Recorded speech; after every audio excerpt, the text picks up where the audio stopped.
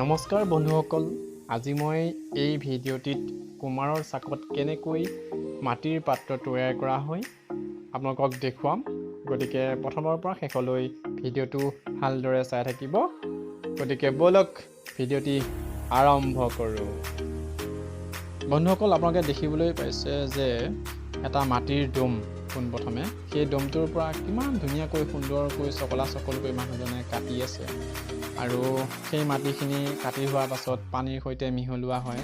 মিহলাই লৈ এটা লাডু বনোৱা হয়। সেই লাডুটো চাকখনৰ ওপৰত থোৱা হয় আৰু ক্ৰমান্বয়ে মাটিৰ পাত্ৰ এটা এটাকৈ বনাই যাব পাৰি। এয়া চাওকচোন, এইটো জোঙা সদৃশ গম্বুজ। এই গম্বুজডালৰ ওপৰত এই চাকখন থোৱা হৈছে আৰু চাকখনৰ ওপৰত নিশ্চয় আপোনালোকে দেখিবলৈ পাইছে মাটিখিনি থৈছে। মাটিখিনি থোৱাৰ পাছত মানুহজনে মাৰিডালৰ সহায়ত যিমান জোৰে পাৰে সিমান জোৰে ঘূৰাইছে আৰু চাওকচোন কৃষ্ণৰ চক্ৰটোৰ নিচিনাকৈ কেনেকৈ চকচকাই ঘূৰিছে।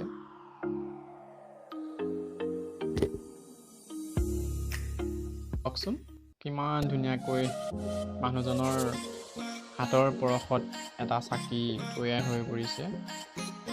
সঁচাকৈ এটা যাদুৰ নিচিনা যেন লাগে। এয়া চাওকচোন, এডাল তাঁৰ সৈতে তলত কাটি দিয়া হয় আৰু চাকিটো যাতে ভাঙি নপৰে তাৰ বাবে দুইখন হাতেৰে ধুনীয়াকৈ আনি থৈ দিয়া হয়।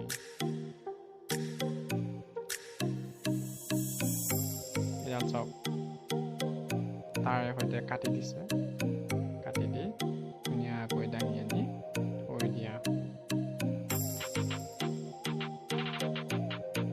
গতিকে এনেকৈ ক্ৰমান্বয়ে মাটিৰ পাত্ৰ হাজাৰ হাজাৰ তেওঁলোকে বনায়। পূজা আহিলে লগতে উৎসৱ পাৰ্বণত এই চাকিবিলাক আমাক লাগে। গতিকে আমি তেওঁলোকৰ সহায়ত আমি আমাৰ পদূলি মুখত হওক বা ঘৰতেই হওক আমি চাকি জ্বলাব পাৰোঁ বা দৈ টেকেলি ভৰাব পাৰোঁ।